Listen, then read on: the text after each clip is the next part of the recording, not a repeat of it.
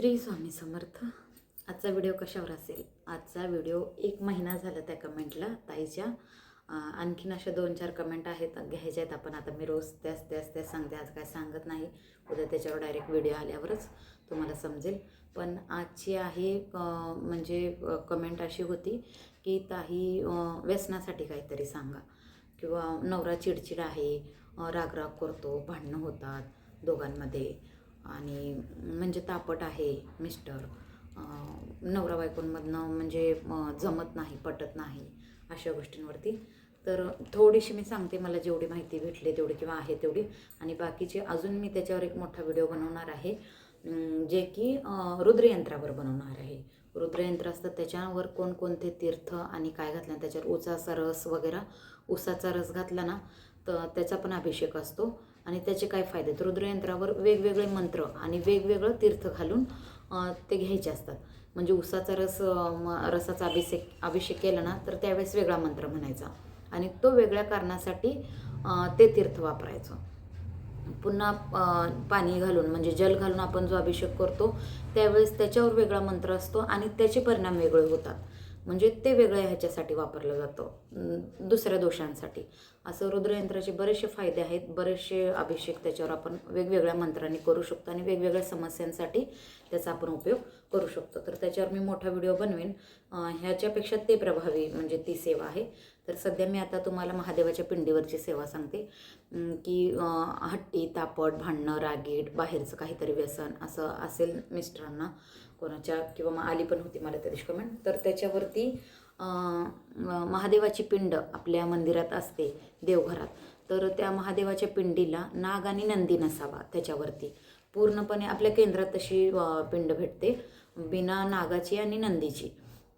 त्याच्यावर दोन्ही नाही पाहिजेत. तुम्ही मला म्हणजे बघायला मागितली तर मी तुम्हाला माझी देवघरातली दाखवू शकते. तुम्ही कमेंट करा कशी हवी, काय माहीत नाही, ते आम्ही कधी बघितलं नाही. तर माझ्याकडे साहित्यात असेल विकाल तर मी त्याच्यातली दाखवेन, किंवा देवघरातली तुम्हाला दाखवेन. मग कोणाला माहीत नसेल तर सांगा मग. आणि त्या महादेवाच्या पिंडीवरती ठेवताना उत्तरेकडे, पूजा करताना देवघरात पण उत्तरेकडे त्याचा ते निमुळता भाग असतो तो उत्तरेकडे असावा, म्हणजे तोंडपिंडीचं. तशी पूजा करावी देवघरात, त्या पद्धतीने पिंड ठेवावी. आणि तुम्ही अभिषेक करताना ती पिंड धुवून वगैरे स्वच्छ करून आपल्या अभिषेक पात्रात म्हणजे घ्यायची, ताटात, पितळेच्या, तांब्याच्या, ज्यात तुम्ही देवपूजा वगैरे करता, किंवा ज्यात असं पाणी जास्त बसेल अशा भांड्यात ती स्वच्छ धुवून वगैरे पूजा करून वगैरे त्यात घ्यायची अभिषेकासाठी. ती पिंड महादेवाची देवघरातली आपल्या स्वच्छ करून ताटात घेतल्यानंतर तुमच्याकडे पेला वाटी असेल किंवा अभिषेक पात्र असेल, तर अभिषेक पात्र असेल, गळती पात्र म्हणजे ते ठेवलं त्याच्यावर डायरेक्टच अभिषेक होतो, ते पण म्हणजे चांगलं आहे. नसेल अभिषेक पात्र तर तुम्ही चमच्याने पेला घ्यायचा आणि चमच्याने त्याच्यावर तीर्थ घालायचं. ते तीर्थ घालताना तुम्ही पहिल्यांदा स्वामी स्तवन घ्यायचं, स्वामींची एक माळ घ्यायची, महामृत्युंजय मंत्राची एक माळ घ्यायची, शिवमहिम स्तोत्र. शिवमहिम जर संस्कृतमध्ये नाही आलं तर तुम्ही मराठीमध्ये घेऊ शकता, पण रुद्रपाठ हा संस्कृतमध्येच घ्यावा लागतो त्याच्यावर. तर आणि व्यंकटेश स्तोत्र, कालभैरवाष्टक, ह्या अशा सेवा तुम्ही त्या पिंडीवरती करू शकता तीर्थ घालत घालत. म्हणजे अभिषेक चालू पाहिजे, किंवा मग गळती पात्र लावून त्यातलं पाणी नाही संपू द्यायचं. त्यावेळेस मग ह्या सेवा करायच्या, आणि ते तीर्थ त्या माणसाला द्यायचं, किंवा घरातल्या सगळ्यांनी प्यायचं. तुम्ही घरात शिंपडू शकता, चारी बाजूने, घराच्या अंगणात वगैरे, रूममध्ये सगळ्या ते तीर्थ. तर काय काय घ्यायचं? महामृत्युंजय स्वामींची माळ, महामृत्युंजय मंत्राची माळ, शिवमहिम स्तोत्र, रुद्र, शिवमहिम मराठीत चालतं, रुद्र संस्कृतच पाहिजे, व्यंकटेश स्तोत्र आणि कालभैरवाष्टक. आणि त्याच्या आधी तर तुम्ही स्तवन घेऊनच ह्या सेवा सुरू करायच्या आहेत. तर ही रुद्र सेवा अशी होती की हे तुम्ही रोज जरी केलं ना, तीर्थ करून घेतलं ना, महादेवाच्या पिंडीवर देवपूजा वगैरे झाल्यानंतर बसून रोज हे तीर्थ केलं, रोज एक मला वाटतं रुद्र म्हणाले 20 मिनटं, आणि ह्या बाकीच्या सगळ्या सेवा करायला पाऊण ते 1 तास लागत असेल. तर ह्या रोज जरी म्हणजे ज्याच्या घरात लई हट्टी, थापट, चिडचिड, राग असतो त्यांनी रोज हे करायचं, आणि आपल्या प्यायच्या पाण्याच्या भांड्यात ओतून दिलं तरी चालतं. म्हणजे सगळेजणच घेतात ते तीर्थ, असं करू शकता.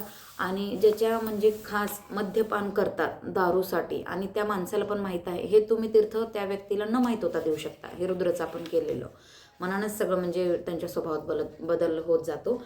पण जर मद्यपानासाठी आणि दारू सोडवण्यासाठी जर तुम्हाला करायचं असेल, आणि त्या माणसाची पण इच्छा असेल, किंवा एखाद्या माणसाची हा मला सोडवायची दारू नाही घ्यायची इथून पुढं, आणि मी काय पर्याय शोधतोय, किंवा मला उपाय सांगा, असं जर कोणी असेल तर त्याच्यासाठी बघा, कारल्याच्या 11 बिया, कारल्याच्या आपल्या 11 बिया वाळलेल्या, आंब्याच्या कडक वाळलेल्या कोळीचा गर तो काढायचा, आणि 10 ग्राम खसखस, 7 लवंगा, थोडा काथ एकत्र करून बारीक वाटायचं. काय काय एकत्र वाटायचं? कारल्याच्या 11 बिया घ्यायच्या, आंब्याच्या वाळलेल्या कोळीच्या आतला गर काढून घ्यायचा, 10 ग्राम खसखस घ्यायची, 7 लवंगा घ्यायच्या त्याच्यात, आणि थोडा काठ टाकायचा. हे सगळं वाटण मिश्रण केलं एकदा, म्हणजे आपण पावडर वगैरे करतो किंवा मिक्सरला लावून तुम्ही दगडाने अर्ध चेचून वगैरे पुन्हा मिक्सरला ह्याची पावडर बनवायची. आणि ते काय करायचं, ते पावडर, ते वाटण दुधात घट्ट भिजवायचं. थोडंसं दूध घालून आपण गुलाबजामच्या गोळ्या किंवा पीठ मळल्यानंतर पिठाचे गोळे कसे करतो छोटे छोटे, पण घट्ट प्रकारे, तसं त्या घट्ट मिश्रणाच्या गोळ्या बनवायच्या, एकसारख्या आकाराच्या. केवढ्या आकाराच्या त्या गोळ्या बनवायच्या? वाटाण्याचा आकार असतो ना छोटा, आपला हरभऱ्याची डाळ किंवा हरभरा केवढा असतो छोटा, वाटाणा केवढा असतो, त्या वाटाण्याच्या आकाराच्या गोळ्या तुम्ही बनवायच्या त्या मिश्रणाच्या तयार झालेल्या. आणि त्या गोळ्या म्हणजे एवढ्या मिश्रणाच्या गोळ्या 50 गोळ्या तयार होतात. हे एवढं मिश्रण घातल्यानंतर जी गोळी म्हणजे ज्या आकाराच्या आपण 50 गोळ्या तयार व्हायला पाहिजे त्या एवढ्या मिश्रणामध्ये, या कोळीच्या घरात ह्या बिया लवंगा वगैरे मिळून 50 गोळ्या तेवढ्या मिश्रणाच्या दूध घालून घट्ट 50 गोळ्या तयार व्हायला पाहिजेत. गोळ्या करून त्या गोळ्या काय करायच्या, रोज 3-3 तासांनी एक ह्याप्रमाणे पाण्याबरोबर घ्यायच्या. रोज 3 तासाने एक, 3 तासाने एक अशा ह्या गोळ्या घ्यायच्या तुम्ही पाण्याबरोबर. म्हणजे हे 10 दिवसाचं औषध तयार होतं 50 गोळ्यांचं. बघा हा का, 1 मिनटं, कॉल आलाय. हे 50 गोळ्या तयार झाल्यानंतर हे तुमचं 50 गोळ्यांचं औषध 10 दिवसांचं तयार होतं. रोज 5 गोळ्या अशा प्रकारे तुम्ही घ्यायच्या आहेत. मग 5-10 50, 10 दिवसांच्या तुम्हाला ह्या गोळ्या जातात 50 गोळ्या. तुम्ही जोपर्यंत दारू नाही पिऊ वाटत आहे तोपर्यंत हे करत राहायचा प्रयोग. रोजच्या 5 गोळ्या पोटात गेल्या पाहिजे, आणि अंतर गोळ्यांमधलं प्रत्येक 3-3 तासाचं पाहिजे, पाण्याबरोबर ती गोळी खायची. आणि रोज लिंबाचा रस घ्यावा, मद्य घेण्याची इच्छा नाहीशी होते. ह्याचबरोबर काय करायचं, रोज 1 ग्लास लिंबाचा रस घ्यायचा, तर त्याच्याबरोबर पण हा धुमावती मंत्र घ्यायचा आणि ते पाणी सेवन करायचं. म्हणजे रुद्राचं पण जातं, आणि त्या रुद्रसेवेबरोबर धुमावती मंत्र पण घ्यायचा त्या पिंडीवरती, म्हणजे ते पण तीर्थ जातं. महादेवाच्या पिंडीवरती पण धुमावती मंत्र घेतल्यानंतर चालतो. ते तीर्थ घेणे रोज, सरबत घेणे, आणि हे सगळं मिश्रण तयार करून त्याच्या छोट्या छोट्या वाटाण्याच्या आकाराच्या गोळ्या तयार करून त्या गोळ्या रोज 3-3 तासाने एक गोळी याप्रमाणे दिवसातून 5 गोळ्या घेतल्या पाहिजेत. 3-3.5 तासाच्या अंतराने घेतल्या तर 5 दिवस म्हणजे 10 दिवस जातात 50 गोळ्या. तर चला, ही काही छोटीशी माहिती होती, मला माहिती पडली होती तर मी तुमच्यासोबत शेअर केली. आणि उद्याचा व्हिडिओ ह्याच्यापेक्षा छान आणि ह्याच्यापेक्षा म्हणजे चांगला मी चांगल्या प्रकारे सांगण्याचा पण प्रयत्न करेन, आणि छान आपण चांगल्या अशा विषयावर घेऊया. आता परीक्षा जवळ यायला लागल्या आहेत मुलांच्या, तर उद्याचा विषय मुलांच्या परीक्षेवरतीच घेऊया. आपण व्हिडिओ तयार करूया की परीक्षा काळात मुलांनी कोणकोणत्या सेवा कराव्यात, काय काय करावं काय नाही, गणपती अथर्वशीर्ष किंवा कोणत्या वस्तू सोबत ठेवाव्या, कोणत्या वस्तूंवरती सेवा घेऊन त्याच्यात ऊर्जा असते, ऊर्जा निर्माण होते, किंवा हे होतं बुद्धी वाढते, किंवा लक्षात राहतं, अभ्यास केलेला लक्षात राहतो. तर उद्याचा व्हिडिओ आपण त्याच्यावर घेऊया, परीक्षेबद्दल. चालते, तर चला, हा होता आजचा छोटासा व्हिडिओ. आपले 3000 सबस्क्रायबर आलेले आहेत. खरंच माझा एकही ह्याच्यातला सबस्क्रायबर ओळखीचा नाही आहे, आणि माझ्या ओळखीच्यातल्याने तर कोणी नक्की 100% ह्याच्यात सबस्क्राईब केलं नसेल मला. त्याच्यामुळे हे 3000 लोक, आज मला 3 लोक ओळखत नव्हते. तर माझे व्हिडिओ मला माहीत आहे की कसे असतात. एवढं कॉम्पिटिशन यूट्यूबवर असताना की एवढे छान छान व्हिडिओ मीच बघते त्यांचे, म्हणजे बायकांचे वगैरे असताना माझे घरगुती जे व्हिडिओ होते त्याच्या दुप्पट म्हणजे बायका एवढ्या छान प्रकारे हे करतात, घरात वावरणं राहणं वगैरे सगळ्यात ॲक्टिव्ह आहेत. त्यावेळेस पण एवढे छान छान व्हिडिओ होते, आणि आतासुद्धा स्वामी सेवेतसुद्धा एवढ्या छान बायकांना एवढी माहिती आहे, एवढ्या सेवा करतात, एवढ्या प्रखर ऊर्जेच्या आहेत. कितीतरी वेळा त्यांचं गुरुचरित्र, किती पारायणं, किती म्हणजे मोठ्या मोठ्या सेवा केलेल्या बायका आहेत. त्यातनं पण तुम्ही हे 3000 लोकांनी ज्यांनी मला एवढं प्रेम दिलेलं आहे. तर माझं अजून चॅनल मॉनिटाईज नाही, काही नाही, मला काहीच माहीत नाही यूट्यूबचं. मी फक्त माझ्या मनाला वाटतं, मला टाईमपास होतं किंवा मला छान वाटतं किंवा माहिती पुरवावी अशी वाटते सगळ्यांसोबत. मला जर काही माहीत असेल तर म्हणजे तुम्हाला द्यावी, किंवा तुमच्याशी गप्पा वगैरे मारायला याव्या थोडाफार, म्हणून मी हा व्हिडिओ फक्त अपलोड करत असते. मला बाकी यूट्यूबबद्दल काही माहीत नाही. अजून माझं अर्निंग वगैरे काही चालू झालं, मला एकही रुपया यूट्यूबवरनं भेटलेला नाही किंवा भेटत नाही. मी त्याच्यासाठी कोणती प्रोसिजर पण केलेली नाही, काहीच नाही. मी फक्त मला वाटतं म्हणून मी व्हिडिओ तयार करते आणि अपलोड करते. माझी इच्छा आहे म्हणून. मी पहिला तर घरातलं हे ते असं मला आवडत होतं. आता स्वामींचा एवढा छान मार्ग भेटला. त्या दिवशीच्या व्हिडिओला तुम्ही एवढा प्रतिसाद दिला, एवढा 15,000 व्ह्यूज आहेत त्याला, 15,000 व्ह्यूज. आणि त्याच्या खालच्या कमेंट तर अक्षरशः एवढ्या छान आहेत. त्यांना तुम्हाला ह्या 3,000 लोकांकडे बघून मला मोटिवेशन भेटते. माझे ही 3,000 लोक म्हणजे ही फॅमिली मला 3 लाखाच्या वरती आहे. मला अर्निंगचं काही सुद्धा पडलेलं नाही यूट्यूबच्या. ते होईल तेव्हा होईल. ह्याच्यातच जर कोणाला स्वामी सेवेकरांना माहिती जर असेल तर ह्याच्या पुढची प्रोसिजर काय असते यूट्यूबच्या, आता म्हणजे 3,000 सबस्क्रायबर वगैरे झालेत तर पुढं काय करावं लागतं, कशी अर्निंग होते, कसं काय करावं लागतं, तर नक्कीच मला तुम्ही संपर्क साधा. खूप मला म्हणजे त्या गोष्टीची तुमच्या मदत होईल. बाकी जरी नाही काय चालू झालं आणि किती जरी दिवस लागले तर मी वाट बघायला तयार आहे. आणि नाही जरी चालू झालं तरीसुद्धा मी आहे त्यात, म्हणजे ठीक आहे. खाऊन पिऊन आम्ही व्यवस्थित आहोत, एवढं पण माझी काही परिस्थिती बिकट नाही. मी फक्त हा माझा टाईमपास किंवा बाकीच्यांना मदत व्हावी, माहिती भेटावी आणि मला छान वाटतं बोलल्यानंतर, म्हणून मी व्हिडिओ बनवत असते फक्त. बाकी ह्याच्यात मला यूट्यूबवरून काहीही भेटत नाही. हे तुमचं जे 3,000 लोकांचं प्रेम भेटले ना, ते खूप आहे माझ्यासाठी. 3 लाखाच्या वरती. स्वामी करो अशीच 3 लाखाची फॅमिली माझी पूर्ण होऊ देत. मला कळलंसुद्धा नाही कधी माझे 3,000 लोक म्हणजे सबस्क्रायबर्स झाले.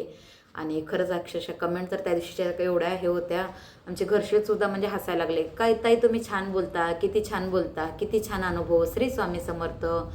एवढा छान छान कमेंट होत्या ना, मला म्हणजे ते ऐकूनच मी मोटिवेशनल झाले. आणि त्याच्यामुळं मला व्हिडिओ बनवायचं हे झालं, म्हणजे वेळ लागायला लागलं की आपण बनवूया. पैसे येते काय येतं काय नाही ते जाऊ दे तिकडं, पण आपण काहीतरी वेगळं बनवून टाकूया रोज आपण. मी ह्याच्यासाठी अक्षरशः 3-3, 4-4 तास सगळे ग्रंथ वगैरे यूट्यूब हे ते चॅनल माहिती सारखी घेत राहते. माझ्या तुमच्या नादाने माझी सेवा जास्त व्हायला लागली खरं तर.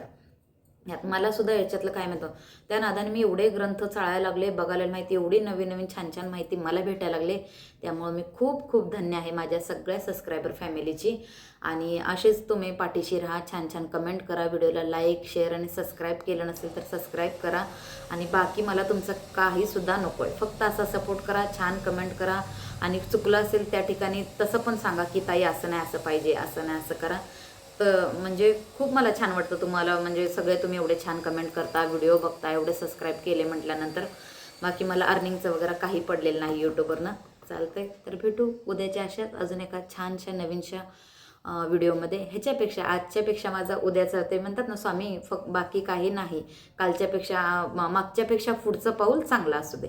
त्याप्रमाणे कालच्या व्हिडिओपेक्षा उद्याचा व्हिडिओ थोडासा चांगल्या ह्याच्यानं मी बनवते, चांगल्या मूडने, चांगल्या माहितीने, पॉझिटिव्ह एनर्जीने. अजून कुठनं माहिती मला जास्तीत जास्त घेता येईल आणि जास्तीत जास्त चांगल्या प्रकारे किंवा जास्त ऊर्जेने किंवा त्या लोकांना त्याचा फायदा होईल जास्त लोकांना, अशा प्रकारे फक्त स्वामी घडवून घ्या हीच माझी इच्छा आहे.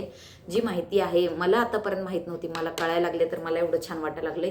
तीच माहिती इतरांना पण तसं होऊ दे की कधी काहीच माहीत नव्हत्या अशा गोष्टी आता म्हणजे कळायला लागल्यात माझ्याकडनं, असं त्यांना पण वाटू दे की खरंच अशा बऱ्याचशा गोष्टी आहेत की आपल्याला माहीत नाहीत त्या, आणि त्या मला पण कळायला लागले तेव्हा आता मला पण छान वाटायला लागले.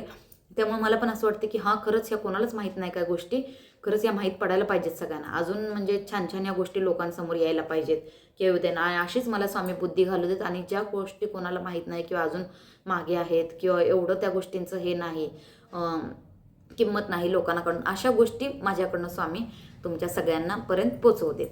बाकी काहीच इच्छा नाही. चला तर भेटू उद्याच्या व्हिडिओमध्ये. श्री स्वामी समर्थ.